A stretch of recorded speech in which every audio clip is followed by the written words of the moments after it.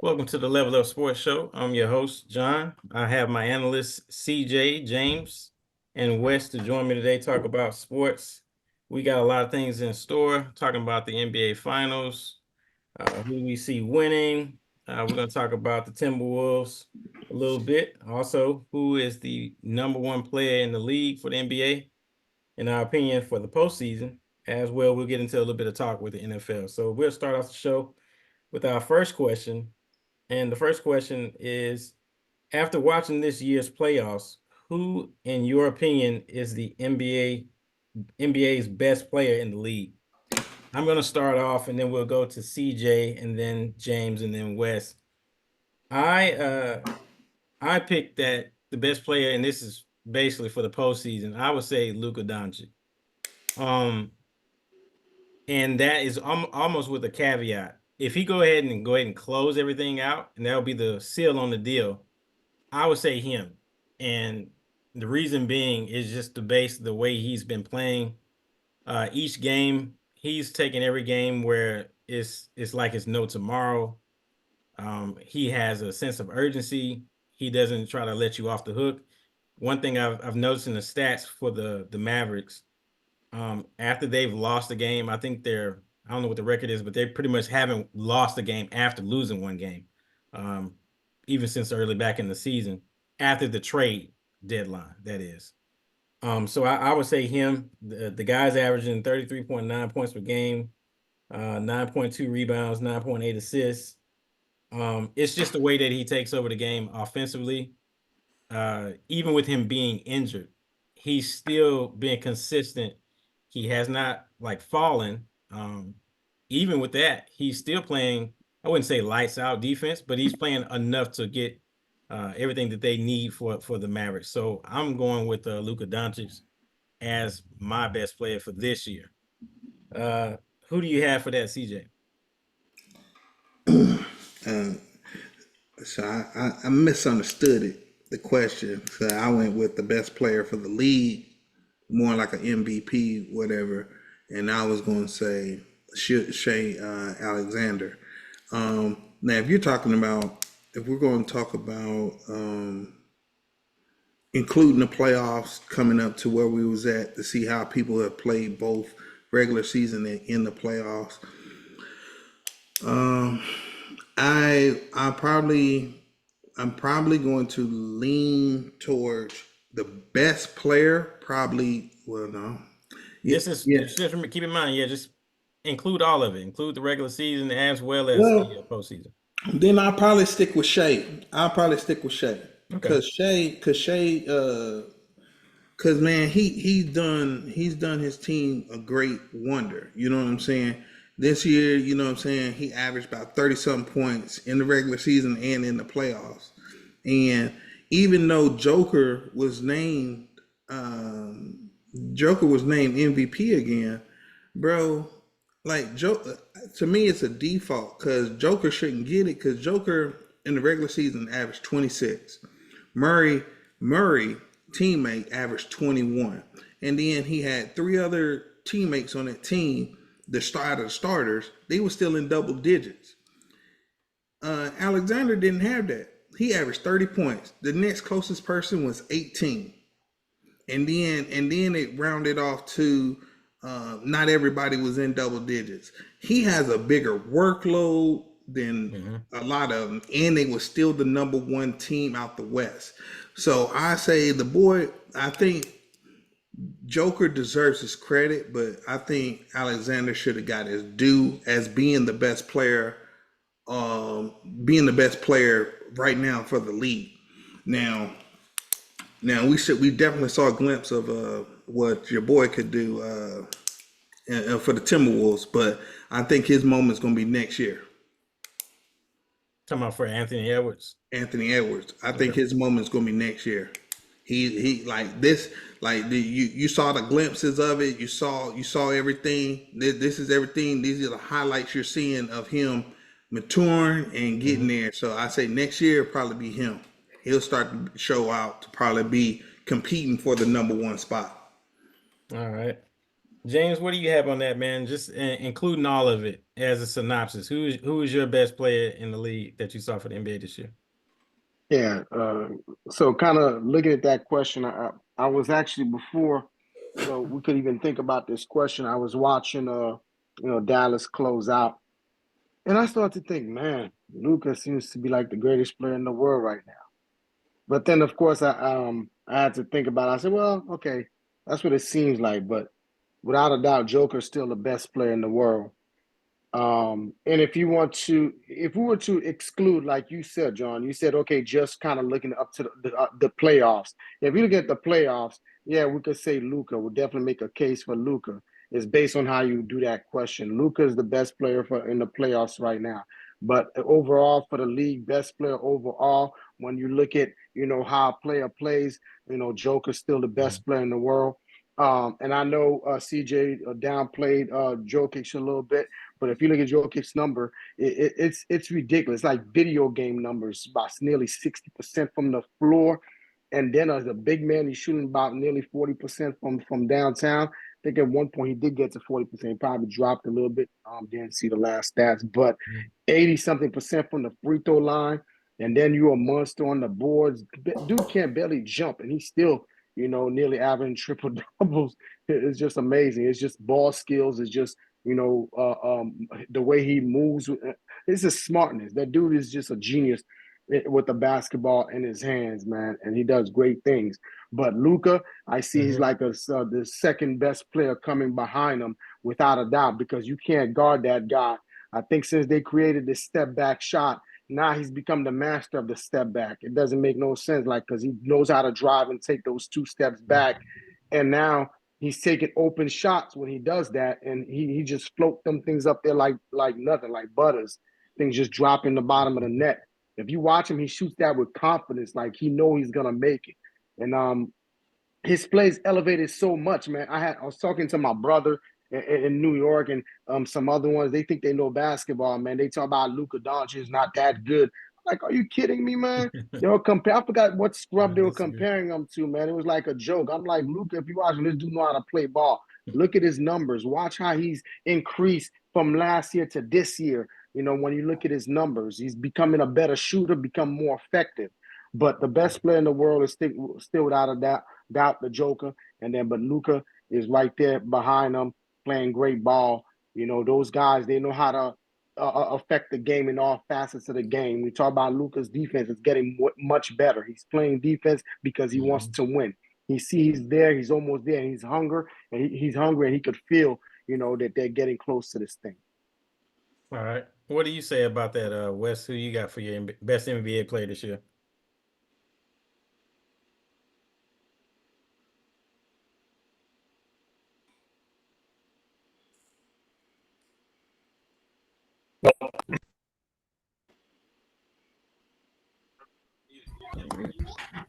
There we go.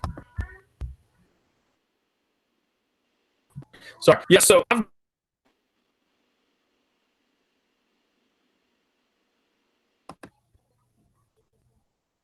great. All right. Take 12. My bad. I've got Luca for this. I think he's by far the best player. Um, you know, I don't know about your friends. If you're 16 and you turn pro and you're playing overseas for Europe, I'd say you're probably a pretty good player. Um, Yeah. but I've got Doncic. He's leading. He's leading. Led the NBA in scoring. I know he's having kind of a down year for the playoffs right now, but it's only a down year by 3 points. I think he's averaging 28 points. He was averaging 30. Um, you know, 31 points. So he's also played against the best two defenses in the NBA in 3 series. So, his basketball IQ, his strength, his skill set, is he as good as a two-way defensive player? As Joker, not as much, but he can ramp it up when he needs to. And I think that with him on the team, he shoulders a lot of that offense. In fact, probably about 80% of that offense. And I think because he carries that burden, it kind of puts more emphasis on the the greater need for him to step up and be great every day, and that's what he's proven so far. And I think going forward, at just 25, I mean, he's just going to, he's still got his best years ahead of him. Mhm. So I think it's going to be tough. The Mavs for sure. If you would have told me the start of the year if they would be in this position, I would have thought you were crazy. But the injury bug hits. You had the Bucks get hit with it, Clippers get hit with it. But right now, I would say, in my opinion, it's definitely Luka Doncic. He's probably the best player right now going in the NBA. All right, so we got a couple Luka Doncic, we got Shea Gilgeous-Alexander, and we also have the Joker, which he did win the MVP of this year. All right, so we'll go on to the second question for the night. And the question is, did the Timberwolves lose their best hope of making it to the NBA Finals appearance? Will they be back next year? What's the missing link for them? We'll start off with Wesley, and then we'll go to CJ. I don't see them. I can see them getting back into the playoffs. I don't know if they're going to be back and make it to the finals. I feel like what they're really missing is that forward, the wing player. Their offense is kind of stale when it comes to the wing play. They really need to get that situated in the draft. I think they're going to be looking to pick up someone that's a wing stop player for them that can score on offense, can get the buckets when needed. They're also extremely, with four players, with Towns, Gobert, and Edwards and McDaniels. They're at 151 million for next year, which is, I mean, that's tough. That's tough. And you got Conley turning 30. He's 37 now, be 38 next year. I mean, I know he keeps himself in pretty decent shape, but that's that. Father time always wins essentially. But I think the biggest piece they're missing is that wing, and then they're going to have to figure out what to do with Kyle Anderson and Monte Morris. Both are unrestricted free agents going in next year. So McDaniels or Anderson off the bench was key for him this year. So I just don't see them getting any better and being able, unless they just get that home run in the draft, to maybe getting over the hump of being in the finals next year. I think that cap is going to hurt them, and then eventually within 2-3 years, like most teams in the NBA, they're going to go on to the next big three. Okay. All right. So not a whole lot, but they do need some extra scoring, is what I heard. And CJ, what do you think about them? Do you think that they need to change some things up, keep what they got now, or make some different adjustments? You definitely need to change something. You don't want to do another repeat with the same stuff and come out with the same results. Wes was talking about it. They offensively, that's just the key where they're at. It's offensively they get stagnant. Yes, Cat and Anthony Edwards can get you those buckets, and was it Naz Reid coming off the bench or whatever, but you need a third option, a consistent third option out there. And for me, they can get back. They'll be back in the playoffs due to the fact that they play defense. Defense wins championships. Tibbs has carried that everywhere he's went and stuff. So I see teams getting there, and if you got good defense, you'll be there. Now they got beat out by Dallas because Dallas had an exceptional offense. A great offense will trump a defense. So and so for me, Rudy Gobert, and it's sad to say, but he is a liability. When as a big man, you can't slow down Joker. You can't slow down Embiid. If you can't slow down the other team's big man, then you are a liability on the court. The defense is what you're supposed to be defensive player of the year, but you can't slow them down, and you can't give me no offensive production. So you might need to come out with the second team. You might need to come out with off the bench. So they definitely do need to make some changes. I agree with West too. Like you said, they're gonna need to work on the wing or the point guard. They need to draft or trade.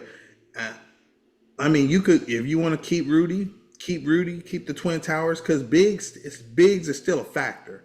It's just the fact that he is ineffective against Joker, the key big men on certain teams. He is ineffective. So they got to come up either with a better game plan for that, or you just want to get rid of Rudy completely. And just to make a mention what you just said and what Wes said, I would agree that um, he does have some offensive liability issues where he's not helping the scoring on that ring. But I will say this: they did beat they did beat Denver, and they did cause trouble for Jokic. Jokic didn't look like Jokic the first couple of games. Now they got settled in that third, fourth, and fifth game, which they won. But in the sixth and seventh game, they did enough, and along with Anthony Edwards, taking the load off of him. But I will say it wasn't effective. It was effective for the Nuggets, but it was ineffective for the Mavericks, where they couldn't score even with the small. And they were small. Dallas was considering, the tall guys. I mean, they just made screens and moved around, and that was pretty much it. And they just had no way to recover. So What do you say about it, James?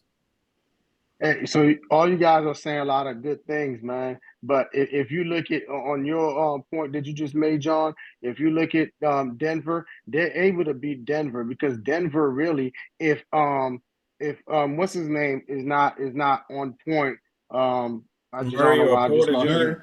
Porter Jr. If Porter Jr. Joker. is not on point, he had a great season series before. Then he comes and he starts shooting bricks. He had a slump. You see that? They would have won the series. You go to game 7 and you just, losing it, and Porter Jr. is giving you nothing, and Murray's not consistent. So that's what happened with Denver this year. They still could have probably end up going back to the championship game winning if Porter Jr. was making shots. Because that's the big difference. You always need that third option, and Murray Right. was not consistent. But if you look at Minnesota, you guys are on track. Minnesota needs another offensive weapon that's going to be consistent for them. Because if you look at it, they didn't shoot well against Dallas. Dallas plays great defense, but they also got two big men. Lively is 7'1", and then they had what's his name, the other center coming that he starts. He's 6'10", but he's a big body. He starts for them, and then so he makes up that size also. Right. But Dallas, they box out. If you watch them, they box out. They actually, play good defense and box out. And that's how you out rebound, other guys your size. But for Timberwolves to really come back next year, because they're a young team. They just formulated this team, and here you go. Yes. Nobody expect them to be this far. So we can't count it one and done for them guys. They're going to be back. They're just maturing. They're just seeing what they really need. And I think they're probably going to figure out they do need some more scoring because they were shooting low 40% most of the season. The one game they won, they was up to about close to 50% most of the game, and they won that game. So they need better shooting. If you look at that lineup, Edwards averaged 27 points for the playoffs, and then behind him you got Anthony Towns who averaged about 19 points. He needs to score more, which means he probably needs to take a few more shots too to be scoring at least 23, 24 points. They both need to be in the 20s. And then you look at Daniel scored 12 for them, and he's a great young player. You need to have him in that starting lineup.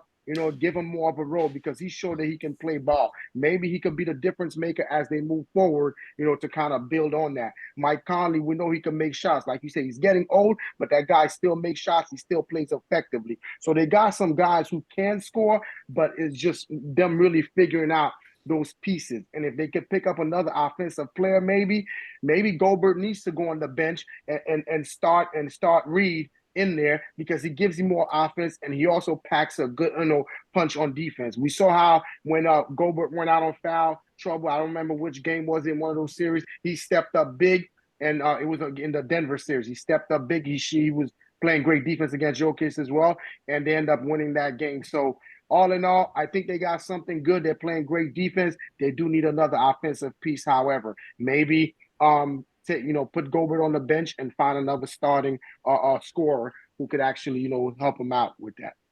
Yeah, I would agree. And that was the last thing I was going to say before we move to the next question. It's just that in that series, I just saw Karl Anthony Towns. It's like you were good. And the thing is, he was almost like more so consistent throughout the regular season, but the postseason came and just you're up, you're down. That's where I think they would have an issue.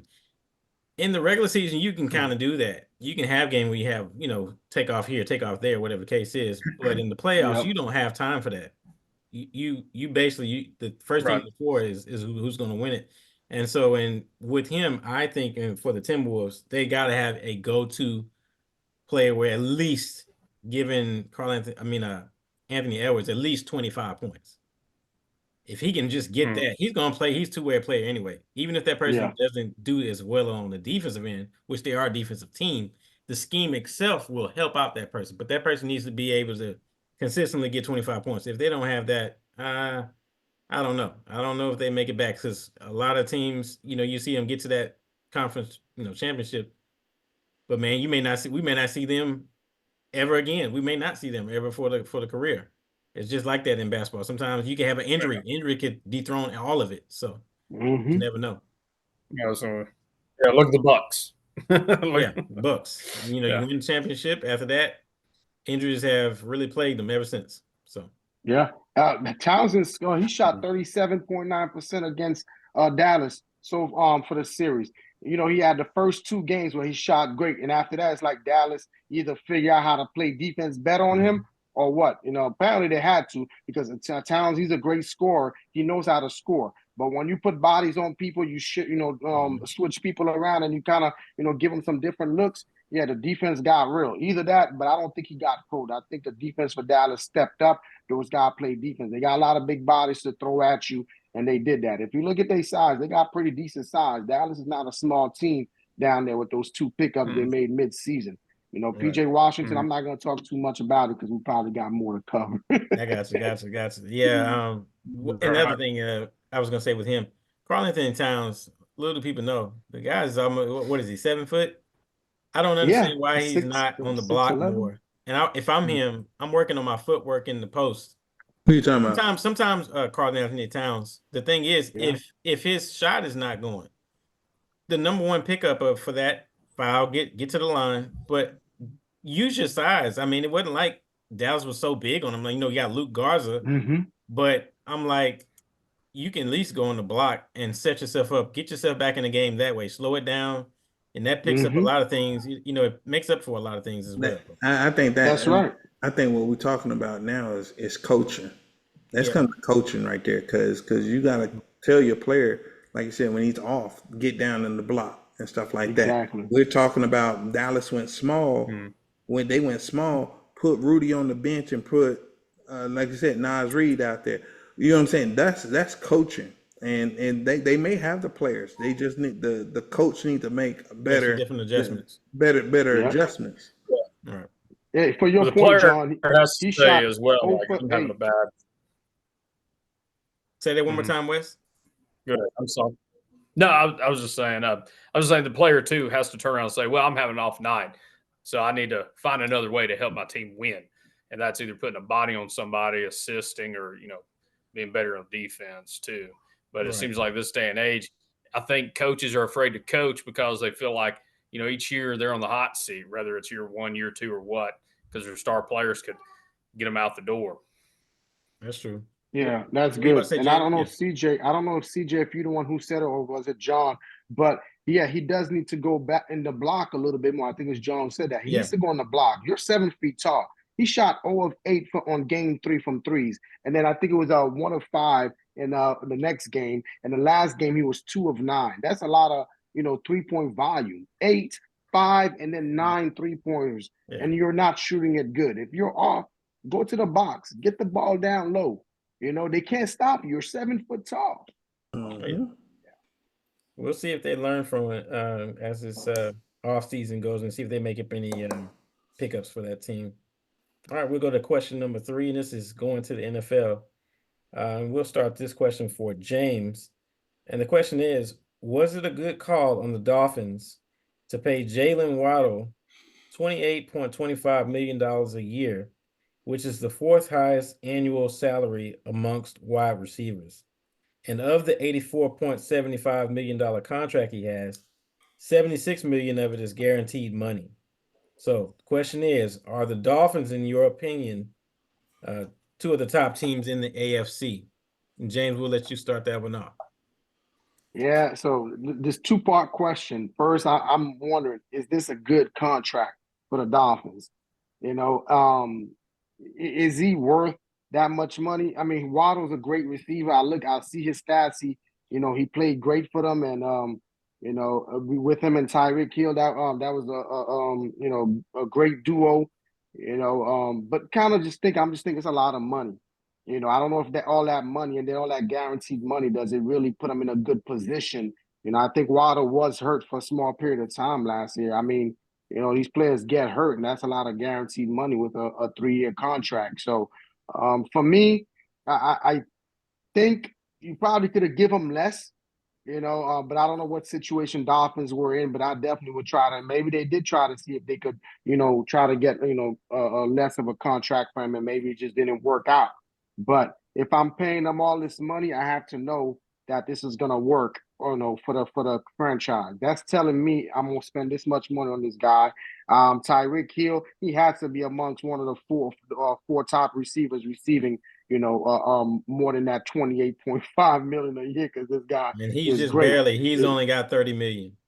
See, you know what I'm saying? So you telling me this guy is at that caliber to be 4th highest paid. I don't know if he's really worth it yet, because he really hasn't really proven it. But with that being said, now I'm wondering, are the Dolphins thinking that they need to make this move for them to really make a Super Bowl run? I think they do need to keep him to make a Super Bowl run. Are the Dolphins one of the top 2 teams in the league right now, currently, with the roster they have? I don't know.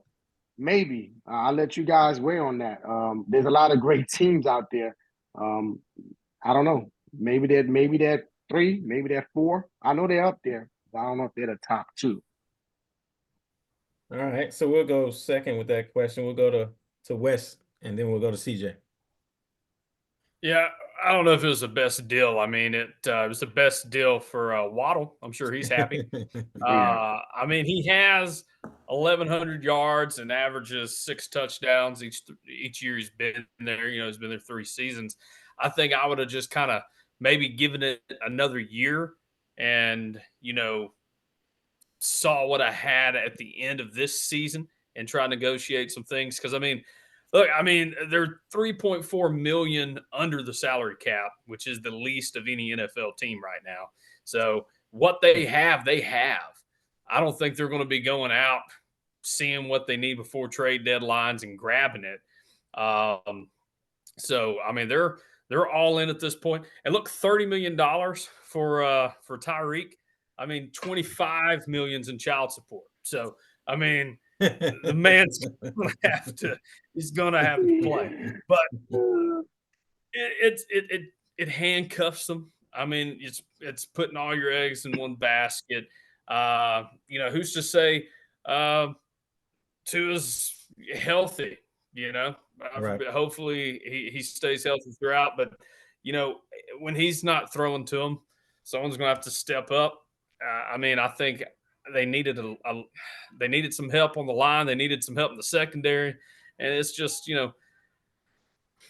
defense wins championships. Points to put on the board is what wins games, but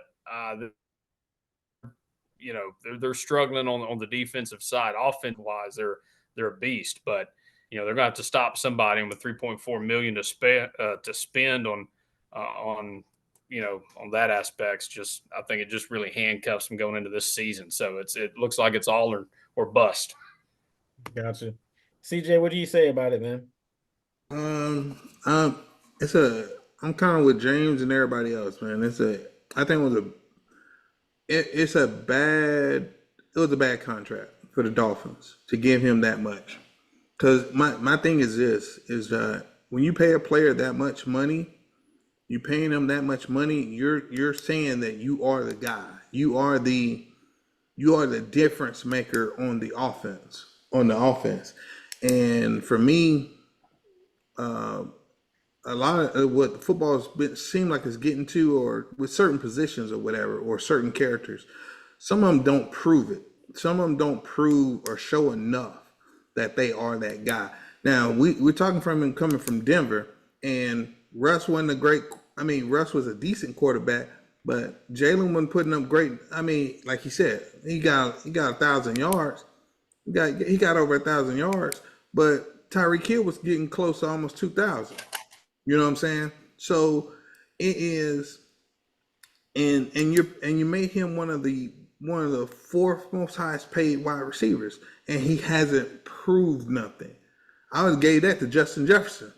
I'd have gave that to the old boy out of with the Bengals. Like it's other receivers out there that have shown you that you can get it to them in clutch moments. Wallow doesn't have that on his resume. So what you paid him for was potential. Now, can they potentially now going into the second part of the question? Potentially, they are. I think they are the second best team out of the AFC right now on paper. Offensively, with Toa healthy, Tyreek Hill doing almost what he did last year, getting close to 2,000. Now you put another fast receiver out there. They got the same running game. Yes, they are a threat in the AFC, just on paper right now. But again, that's going to see how it plays out. This is all predicated on Waddle catching the ball, assuming the role of being that guy. Can he do that? Is what we're looking, is what they're hoping for, and we're gonna see, because sometimes it doesn't pay out. Sometimes you do your best, because there's a lot of other receivers in the NFL. They don't get the big paycheck and are better wide receivers. You know what I'm saying? You know, they're better overall. Their production and everything else is better, but they're not getting paid like they're the best person. So sometimes it takes time as a great wide receiver. Like Devontae Adams didn't get his big. He didn't get his big first contract until he went to the Raiders. But he was trying to get it with the Packers. Right. But he was already developing. He was already in the whispers of being a great wide receiver. Jalen Waddle ain't been in the whispers of a great wide receiver for the last 2 years. So that's what I'm saying. You paying the guy off of potential, and that can hurt you. Gotcha. I would say on that, two things. One, if you're gonna pay him as a top 4 receiver in the league, and I'm looking above him, like Tyreek, no. we just said a while ago, Jamar Chase, no. CeeDee Lamb, No. So me personally, it was good for receivers generally to make sure that they get paid, because now you're setting the bar for the receivers to go higher. But as far as the Dolphins, did it help them? I would beg to differ that they would have some other areas that they want to keep in place. Like I think Wes said, the line. You got the line, you got to deal with secondary. Me personally, I would have paid him, but I would at least waited. I don't know why did they get that? I know it's coming time. Maybe this is the last year of it, but Can't they do incentive based? Yeah. What do you say? Can't they do incentive based contract? Yeah, they could have did this incentive based contract. I mean, they didn't have to do it now. I mean, they could have waited, because the one of the things that you got to look at, Justin Jefferson is going to really set the bar for receivers when he hadn't even got paid yet. When his contract is probably going to be the highest one we've ever seen. And I wouldn't doubt it. I mean, because he's worth it. He's shown on stats and everything else he's done since he's been in the league that he's worth it. But I do think that some teams out there, you're gonna hurt yourself trying to go after what they're trying to do if you don't win a championship with those 2 salary receivers and you don't do anything with it. You only have so far. So plus, they also the flip side that we even talked about yet. But how does this affect Tua? And does he get his money at the end of the day? He's coming to a point in time where they're gonna have to pay him as well. So I don't think it helps him. Um, and I'm gonna go against the grain. I know some of you guys had said, they're the second best team in the league in the FC. I'm not gonna say it yet. I still think there's something to be said with this trade with getting Derrick Henry. I think that's gonna change that whole dynamic with the Baltimore Ravens. A lot of teams we saw in the past, if you can run the ball on anybody, you can pretty much cover or hand over the playoffs to that team. If you can just control the clock, sometimes it's not about the receiving passing. Sometimes if you can do with what the Atlanta Falcons should have done in the Super Bowl a couple years back with the Patriots, run the ball and kept going. But things like that, I think that this is gonna backfire them in the end, and I don't see it being a great move. But that's me. So we're going into the fourth question we have for the night, and that's going back to the NBA finals. And this question is going to start with CJ. The question is, in the NBA finals, who will be the deciding factor for that team to win besides the star duos that you have with Luka and Kyrie and Tatum and Brown, and why? Why do you have that person? Who do you have starting off, CJ? For me, me personally, I think Dallas is going to win the series.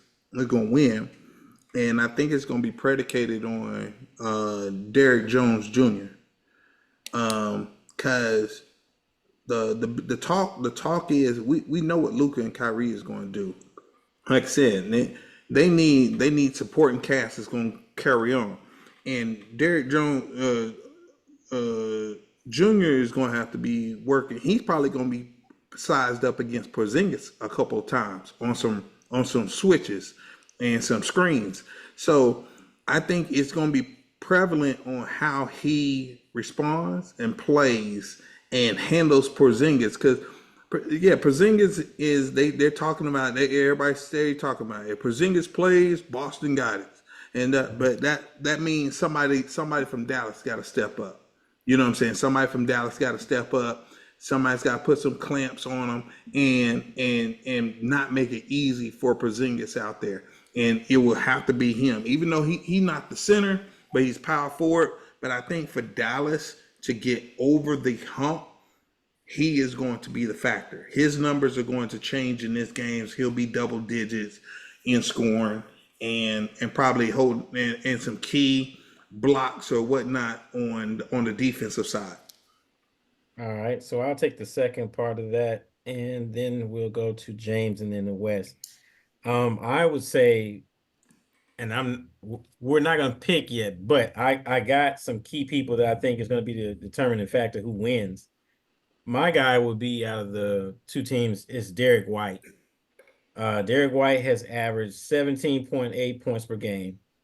Just remember, you used to have Smart playing this role, but he's averaging 4.1 rebounds, 4.6 assists. The guy actually averages 1.3 in blocks. And this is a key thing that a lot of people don't even look at. He has 0.7 turnovers. He doesn't hardly turn the ball over at all when he has it. But he gets what he needs to get done. If he needs to knock down a shot, I think it was the last game they won. He was a key part of that win, knocking down that three in the corner.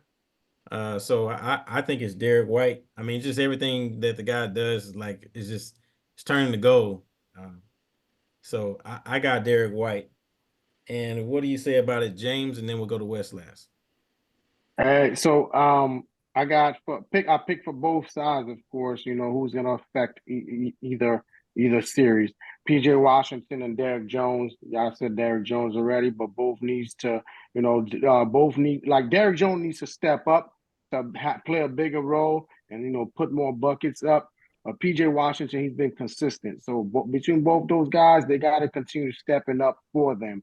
Because I think they need all their pieces and all their key pieces to step up against Boston. Now, for Boston, I think Drew Holiday is the player that needs to step up if they're gonna win that series. If they're gonna really put the series away against Dallas, because Dallas, we see they're not playing. They got guys who's playing great, and for them to have that bigger of a series for Boston to be like, boom, we're coming out on top. Drew Holiday needs to be a Drew Holiday of old. He needs to be aggressive. We know he can drive the ball. We know he can, shoot the three. And he's a big guy who can post the down low. He's a big guard who can post. So he needs to be aggressive, man. Because if you look at Boston's starting five, sometimes it's not even about who's the better duo, but who's surrounded around better players. And Boston got a lot better players surrounded around their duo. So, but if they got everybody in their starting lineup, including Porzingis, who's coming back, they're all scorers. They're all ball handlers. If you pay attention to that, they got 2 point guards in the starting lineup. Then you got Tatum and Jalen who can handle the ball, and now you got Porzingis who's a 7-footer who can handle the ball too. And that's the most dangerous thing you can have when you got everybody on the team who can handle the ball, because now it's not stagnant. They got the ball. They know what to do with it. They drive. They can penetrate. They can take you off the dribble. A lot of teams that are limited, like Dallas is limited.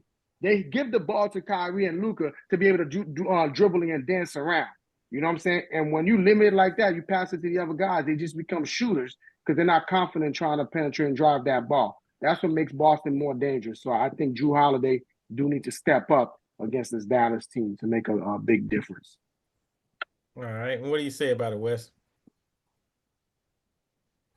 Yeah, I agree 100% with James. I'm on point with him. I like Jrue Holiday. He's going to have to step it up, limit the turnovers is a big thing. Be sure that he is, distributing that rock to the key players. But, he has a way of turning things on and taking over a game as well. And it'd be nice to see him step up. That's what they're going to need to get through this.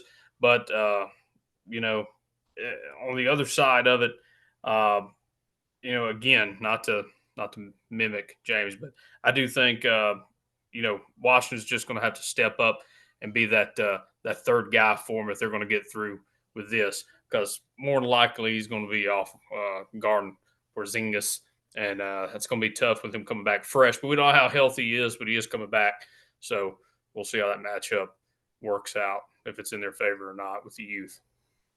Gotcha. So I'll go ahead and ask this now. CJ, who you got in the finals? Dallas.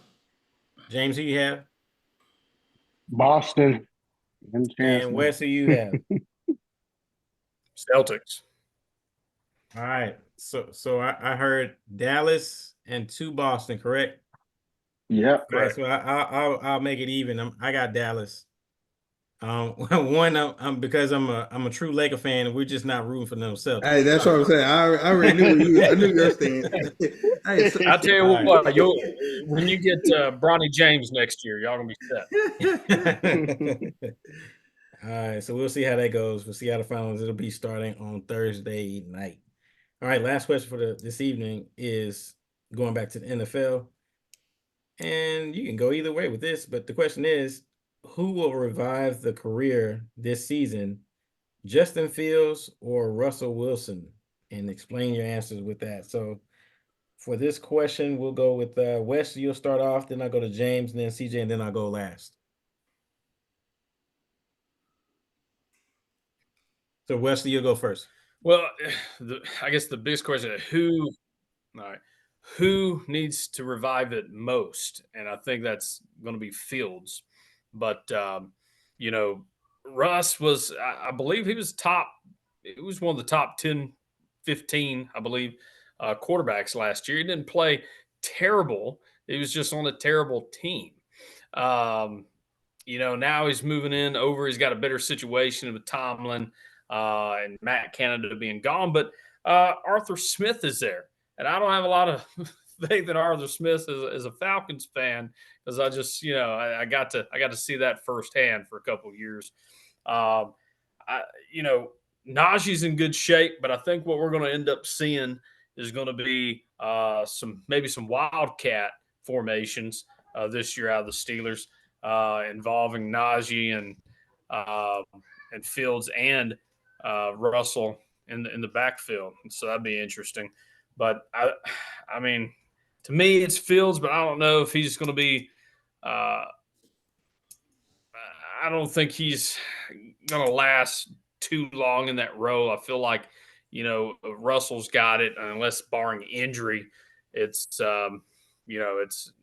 Fields won't see too much of the field other than maybe that wildcat. But it's tough. I mean, it's tough. It's not the Russell Wilson of Seahawk years. It's not I mean, I don't know if Fields has ever been, that guy, but what to say? I mean, he is a top 10 quarterback in Chicago history. That tells you how terrible their quarterback play has been, and they're the oldest franchise in the NFL. So it's who knows? Maybe that maybe Fields, but he's got a lot riding on it for sure, a lot more than Russell.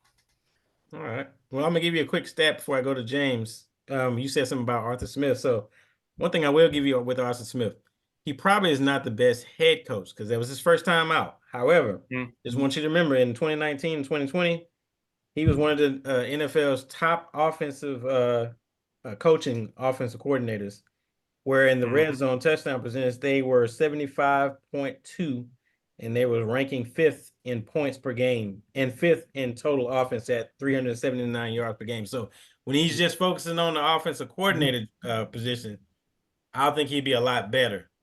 I think the head coach, and sometimes you have great offense coordinators and they're great coaches. He's just not a great coach, but I think he's a good offense coordinator.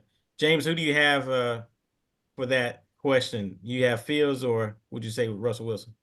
So the funny thing is, I'm going with Wes on this, man, because my thought process is I don't even think Wilson needs to revive anything, because we're not, like, if you really look at his stats, it's really just about, because he played good. We forgot Denver was on a 5-6 game winning streak, to come back, from a slow start in the season. This guy, he played 15 games, 66% of his passes completed for over 3,000 yards in only 15 games. Like, if you play 17 games, he still didn't pass a whole lot, because they were a balanced team. They run the ball, as many times as well. So 6.9 yards per attempt. It's pretty much 7. When you're talking about 7 is a good, good standard to match when yards per completion on your average. 204 yards per game is kind of low, because typically he passes more volume passing, and he didn't have a lot of volume passing. But he had 26 touchdowns, 8 interceptions thrown, 98 quarterback rating. Typically top quarterback raters in there. When you're in high 90s like that, into the hundreds, you're one of the top QBs in the league. He's a game manager, and he did that. You know what I'm saying? So it's just sometimes the team you're on, and even with that team, I think he fought well to play good. So Fields is the one that really needs reviving, right? Because that guy played 13 games, 61% completion. That's not really good. That's like right there, in the middle towards low end of completion. 2,500 yards passing, 6.9 average. He averaged 16 touchdowns, 9 interceptions. And that ratio is not terrible when you look at it, but yet, you got to be a better game manager. You got to throw more touchdowns, and you got to keep those interceptions to minimum. 16-9, not great. 86 rating for his quarterback. And that right there, that's a mediocre quarterback when you're talking about in the mid 80s to low 80s. So he's the one that really needs to revive his game. But if I'm gonna bet anybody playing better, it's gonna be Russell Wilson. He's gonna always be the one to play better, because I just don't think Fields is just that quality of a QB. Right now, he gets a chance to play on a different team, but yet he got to beat out Russ for the starting job. But we'll see how that goes. But Russ, I think, will be the guy that would actually still play better. All right. What do you say about CJ? I'm in disbelief with y'all right now, man. Because tell you the truth, Russ is going to get this by default, right? Because they're paying him so much. That's the reason he's going to get this by default. Now, to me, this is Justin Fields' team. Russ is just holding the spot. Russ did do decent, but Denver truthfully could have been better. If y'all watched some of the games, Russ was actually the reason why they lost some of those games. He failed to see receivers at certain times. I don't know what the dynamic between him and the offensive coordinator was, but there's several plays in different games where he missed a target receiver that was wide open. Don't know where he was looking, how they say read 1, 2, and 3, but his reads was off real bad. Justin, on the other hand, For Chicago, Chicago didn't put no faith in him. He's out of all the numbers James statted off for his passing, he was running for his life. His rushing yards are crazy too. His rushing yards should be just up there by 1,000 because he was running for his life too because they didn't have no offensive line. And what's crazy is then everything that they was weak on, Chicago was weak on, they drafted and got wide receivers. They got two good wide receivers. Got a quarterback. Got all the key positions. They went out here and serviced and got, but you didn't get that for Justin Fields though. You had him just working with the minimum. You didn't give him nothing to try and work with.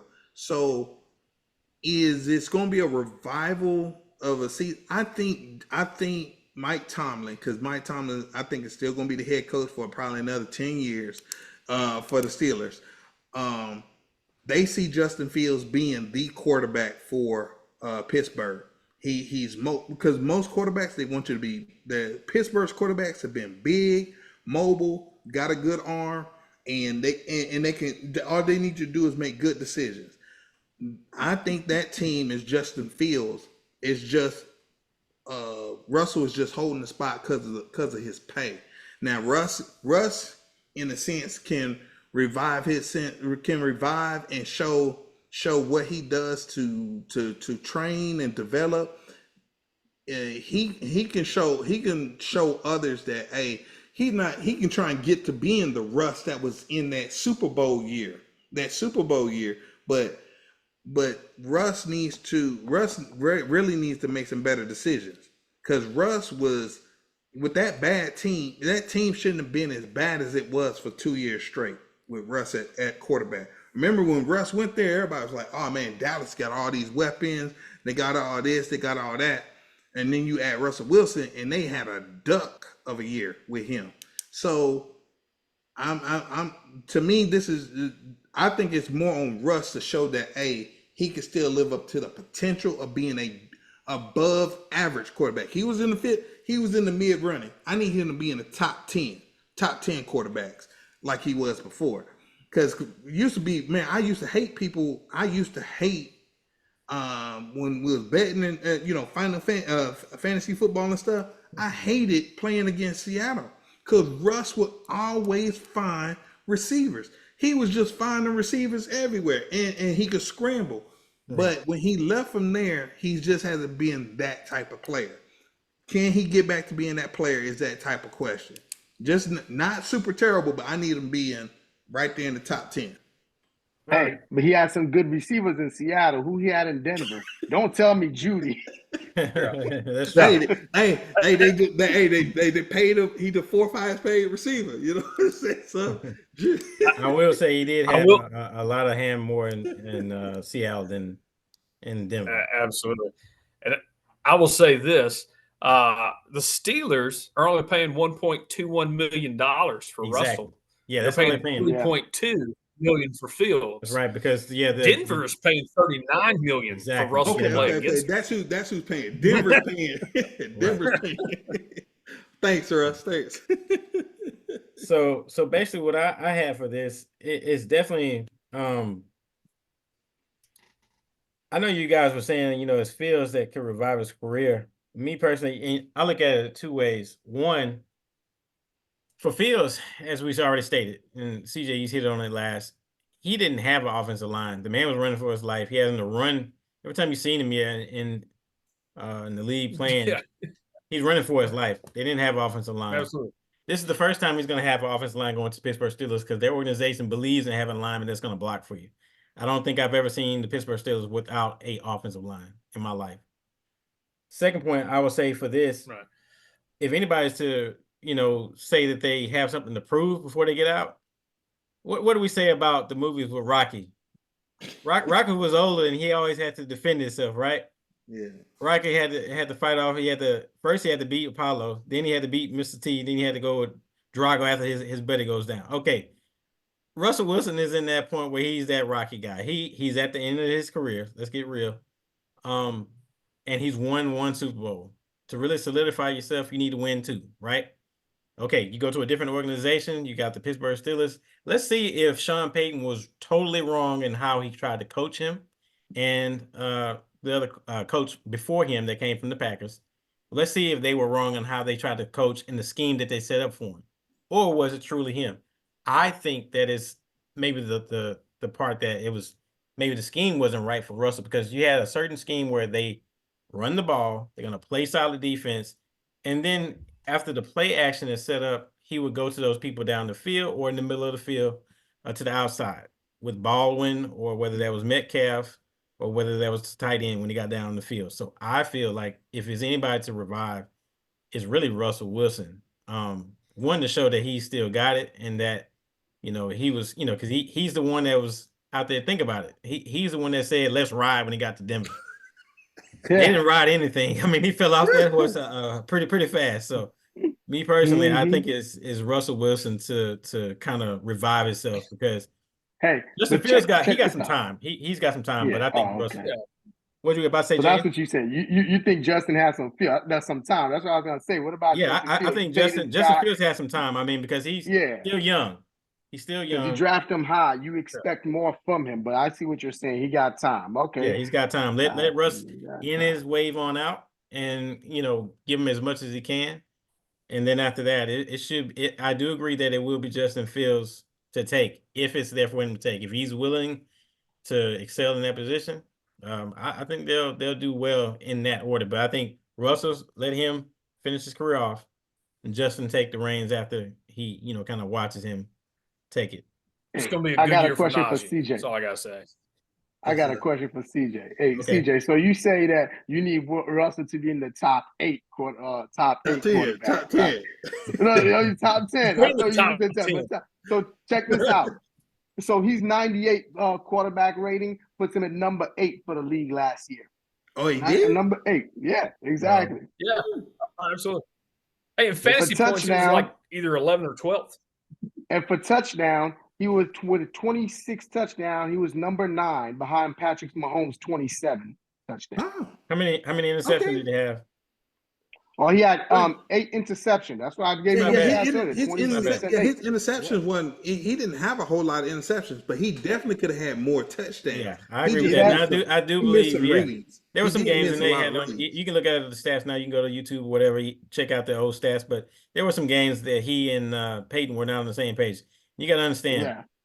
Peyton is he will put you in the right place, right time. We saw what he did with Drew Brees. If he would hit on some of those, I do believe he would have had a better year last year, even than what he had. Not saying he had a bad year, but he would have had a way better year had he hit like he should. And that's part of the reason why Sean Payton like, let's get this guy out of here. I can't. Hey, that's true too. And you could actually do a lot of this, that. You could shift some things around too, where he made some incredible plays, and we saw like, man, how did he make these plays? He made some. When they went on the morning streak, he was making some crazy throws. Oh, yeah. Now anybody could miss those. Even great quarterbacks miss those throws. If he didn't make them, that would have made the difference, right? Whether he hit those other ones or not. You know what I'm saying? So we can say that all day long. Was Russell Wilson gonna be a 100.1 or over 100 QB rating last year? He probably could have, but he made great plays that probably couldn't be made as well. So anyway, I like the guy. He's won a ring, and he got nothing to prove to nobody. Nobody expected him to go all-time great anyway. Right. I agree. All right. Well, that'll end it for today's show. Until next time, we'll see how the finals go and who is going to lift up the O'Brien Trophy. All right, guys. Till next time. You guys have a great evening. Right.